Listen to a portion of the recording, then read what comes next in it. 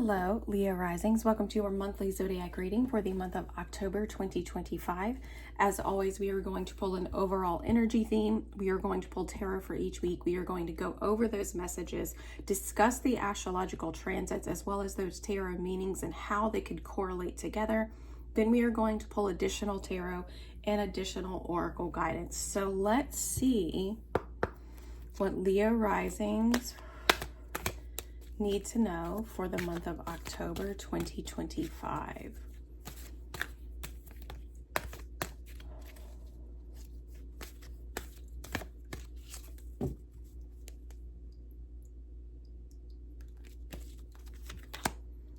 The Shadow Queen, acquiring knowledge, insecurity, and manipulation. She is an ally for you since she came out direct. So let's see what the book says about her. The Shadow Queen tells you that too many of the details hidden behind your circumstances prevent you from moving forward quickly at this time. She has come with a lantern to help shed light on what is concealed within you or your situation. This is a time to wait for more to be revealed. Perhaps you lack clarity in the knowledge of how to proceed with the subject of your inquiry. It's time to educate yourself a little bit more about your intention, then put that information to work for you. The Shadow Queen asks that you dig deep to gain strength and that you have the courage to ask someone in the know to shed light on your circumstances. She promises to send that person to you. Beware of moving too quickly in the dark, as you will likely trip and fall and have to start again. So this is definitely, I think, about doing whatever is pulling towards you, whatever you feel like is a repeated theme in your life. You don't have enough clarity to actually ask proper questions. So it's almost like you have to dig a little bit deeper to find more about like what it is that you're actually asking. What actually is your question? So let's see what the tarot has to say for you guys.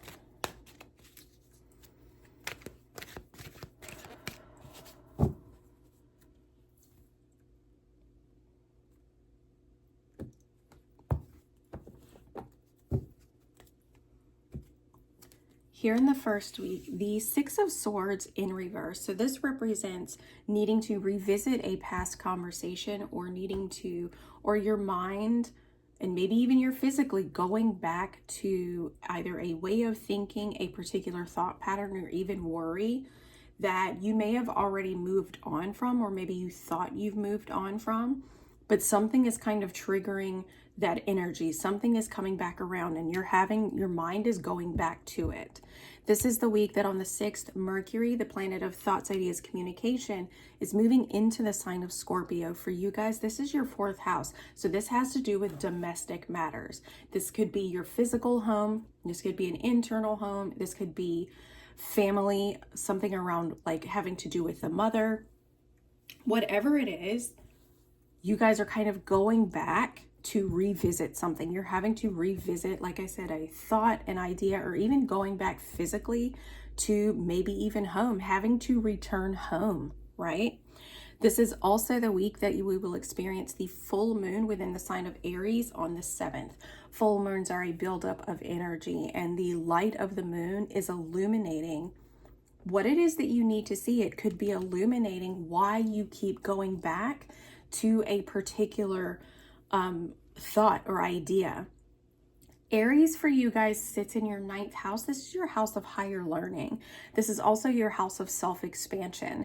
So it's almost like revisiting this particular thought, this particular instance, this particular circumstance is actually going to maybe help illuminate things that you thought you had moved past, but maybe you haven't moved quite past yet. The 9th house is the house of higher learning. It's also about spiritual, religious beliefs. This can also be like moral beliefs. I'm going to say justice and law even, but also like long distance travel and culture, different cultures, things like that. Here in the second week, the Four of Pentacles. So the Four of Pentacles in reverse can represent really needing, finally letting go, finally opening up and letting go of something that you've been holding on very tightly to. Mercury moving into Scorpio, sitting in your 4th house. I don't know why that's sticking out to me, but we have 2 4s here. Okay, 4 again represents foundation. It represents security. It represents like 4 walls to a room or 4 legs to a table. It's what holds us upright. It's what keeps a sense of structure or foundation to our lives. But the 4 of Pentacles in reverse can represent letting go of something, or at least needing to let go of something. It can also represent conserving your resources. This is the week that Venus is going to move into the sign of Libra. Libra sits in your 3rd house of communication and thinking. So when you speak to people, you probably speak to people in a very kind and generous and loving way. You're always down to hear both sides of the story.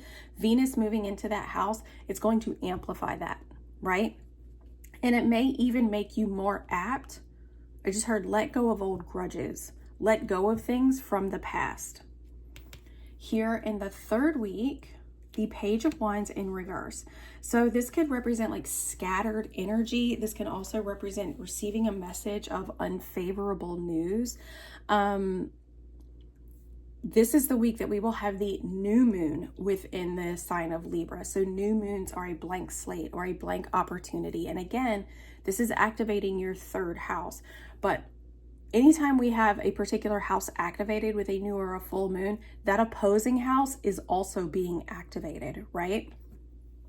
So when it comes to, because think about it, the 3rd house of thinking and communication sits across the house of higher learning, right? Thinking, learning, they go hand in hand, okay? This, but the Page of Wands represents a messenger, right? Receiving a message maybe of unfavorable news, or it's like the energy you feel is very scattered. It can also represent like low energy, like I just don't have the energy to deal with this, okay? This is again the new moon within the sign of Libra, so a blank slate when it comes to maybe how you communicate. Your Leo energy, your fire energy, you may be very quick to react or to respond about things, okay? And sometimes that doesn't always work out in our favor. So this new moon could be providing an opportunity to look at things from a more balanced perspective. Let's see, here in the last week, the Queen of Pentacles in reverse. So the Queen of Pentacles in reverse represents a parent, a person, typically a woman, a feminine energy, who she's kind of in this space of controlling, like she's very, very controlling. And I'm trying to figure out how I want to describe this. The reason she's so controlling, or she feels like she has to control things, is because she's too attached to a particular outcome. So she feels like she has to like white knuckle the situation and force all of the pieces into place in order to achieve the ultimate long-term picture. This is Pentacles energy. She's Capricorn energy. So this is about long-term, right? When she's direct, she's very balanced, she's very comfortable, and she's actually much more flexible with how she invests her time and her energy. She is an energy that is very practical. She is very methodical, and she really looks at the bigger picture. She keeps her eye on the ball, right? But when she's in reverse, she represents someone who's a little bit too controlling when it comes to her immediate environment, because it's like she needs this thing to come to life. She needs this thing to be what it needs to be. And that comes from a deep fear of lack, and it comes from a deep fear of uncertainty and insecurity, even. Not like looks insecurity, but almost like a lack of confidence in the ability to handle the unknown. This can also represent somebody who is so focused on the material world that they forget this connection with nurturing themselves and other people. Okay, so it can represent a working parent, someone whose work-life balance is out of balance, basically. this is the week that Mercury is moving into the sign of Sagittarius. So Mercury, again, thoughts, ideas, communication, is moving into the sign of Sagittarius, which is your 5th house. This is your house. This is the house you normally rule. This is your house of self-expression. Again, like I said, you guys could very well be quick to say what you think and how you feel, and it can not always work out in your favor. But this is your 5th house. This is your creativity, your self-expression, it could be children, drama, hobbies. So whatever is coming up for you in that house, you're trying to control too much of the outcome. Too much control over the outcome. And as a result, it's almost like you're suffocating and you're strangling the life out of this greenery here. Let's see what this tarot has to say. And I get this feeling like here with the Shadow Queen, you're like, what is going on? Like, how can I not get on stable footing? Like, how can I not see clearly what I need to do? And that's why the Shadow Queen is there. The Shadow Queen is trying to get you to almost like sit with your emotions and feel them and see where that feeling leads you versus trying to think about it or trying to control and manipulate it in some way. Like, allow it to be uncomfortable. It's going to be uncomfortable. It's going to be confusing, but there's no way out of that. I apologize for that interruption. Let's cut this deck and let's see. Here in the first week, the 6 of Swords in reverse, the 7 of Swords in reverse, and the Sun. Yeah, it feels like you guys need to go back and revisit, like I said, an old conversation, or like if there's this thought, it feels almost like a memory that keeps repeating itself, something that keeps coming up, a past feeling, a past emotion, a past experience that keeps coming up, and you're being guided to revisit it because there is this truth that's being revealed here. There's this sense of self-awareness that needs to come from it. And as a result, it could create a lot of inspiration. It could feel really inspiring and actually spark quite a bit of joy for being able to move forward. So that's beautiful. I love that here in this first week. And again, this is happening the week of Mercury moving into Scorpio, as well as the full moon within the sign of Aries. So that's really cool.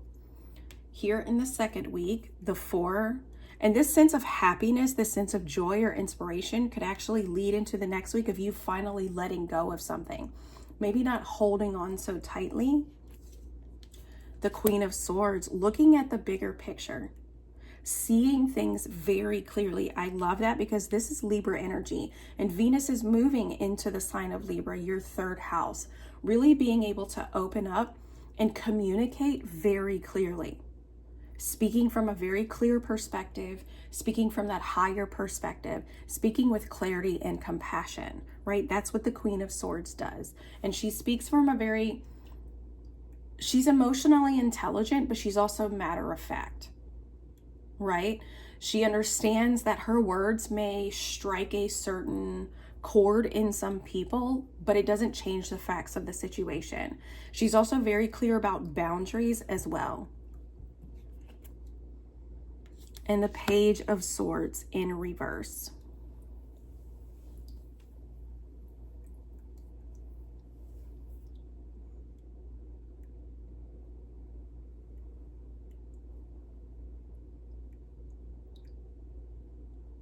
This feels like I said, Venus moving into Libra, I feel like is giving you an opportunity to really speak from a more clear-headed place, from, like I said, that higher perspective. But that doesn't mean that there's going to be this hesitancy to speak up. When the Page of Swords is in reverse, it can represent that there is a hesitancy to speak your truth. There is a hesitancy to talk about your ideas or to talk about the things that are on your mind. There's a hesitancy to do so. And that's why the 4 of Pentacles is here. It's like, open up. Let go of the past. Let go of the past. Maybe you've tried to bring things up before and the situation didn't work out. Maybe somebody got offended by what you said, or maybe somebody got angry with what you said, or whatever the case may be. Let it go. Open yourself up and let it go. This is a new opportunity. This is a new day. This is a new cycle. When the Page of Swords is in reverse, it can also represent not learning from past lessons, not learning from past experiences. If you've learned that not speaking your truth builds anger and resentment, then that's why the Queen of Swords, that's the lesson that you need to that's what you need to open up. That's the lesson that you need to learn, is that sometimes the best way to maintain harmony is for you to be honest. Sometimes the best way to actually maintain peace and harmony, which is a very Libran thing, is to speak your truth. It doesn't have to come out in a gush of anger or a gush of resentment. It can actually be very clear, very concise, very compassionate, but it's very clear nonetheless. So I think that that's what the Page of Swords is like here, reminding you. Yes, you're hesitant, but the best way for you to maintain this sense of balance within your life is for you to communicate what's on your mind and to not hold it in. Don't hold it back. You can't keep holding on to it like the Four of Pentacles, because all it does is turn into racing thoughts. Like, it never turns out well for you, right? So you see clearly what needs to happen here in this second week, but there's this hesitancy to actually convey what needs to be said, or to convey what's actually on your mind.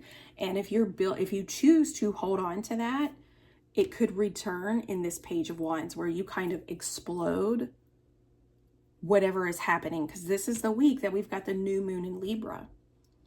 Any new moons, any lunar cycle is going to trigger our emotional state. So it could be that this Page of Wands ends up just kind of word vomiting everything out of frustration. The Magician in reverse and the Eight of Pentacles.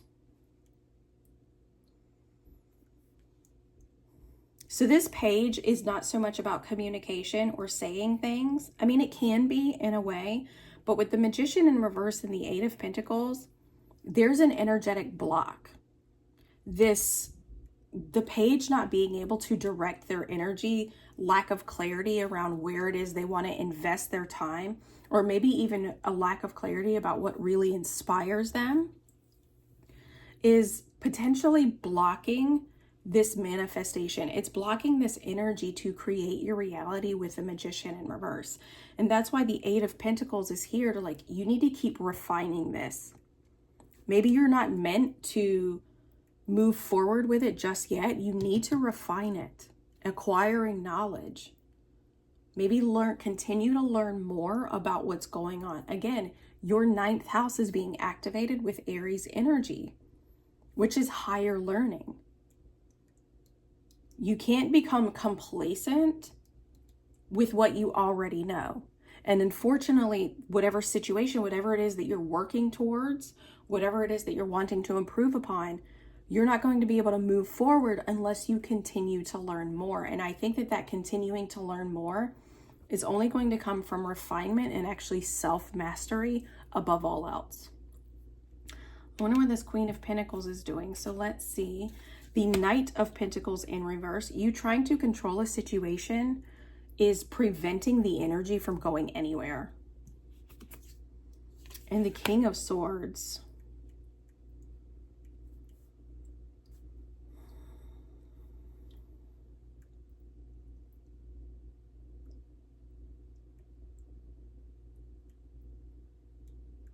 This almost feels like the Queen of Pentacles. The reason she's in reverse is because she does not know what exactly she needs to invest her time into. She doesn't know exactly what she needs to invest her finances in. She does not know exactly what it is. It's almost like she's not entirely sure what the number one priority is.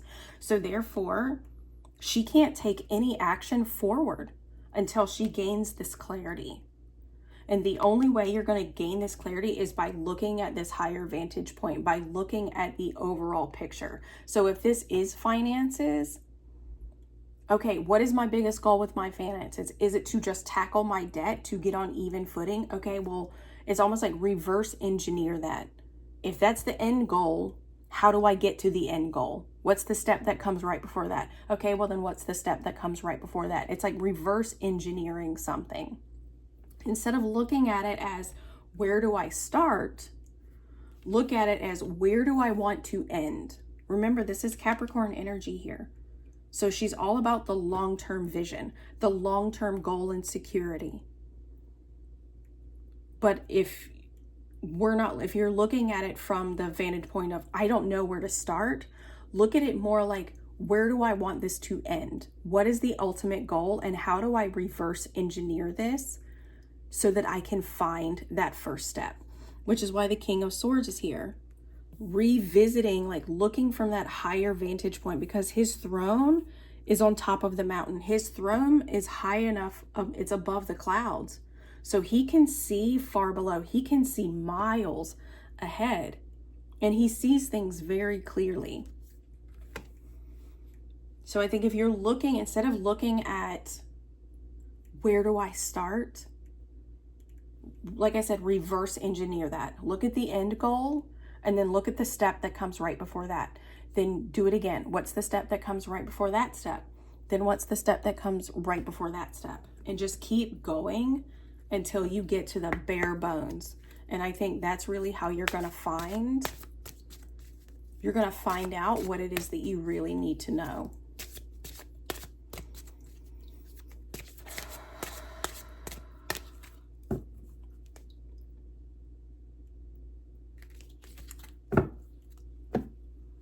Here in this first week, weight of the world, boundaries, let it go.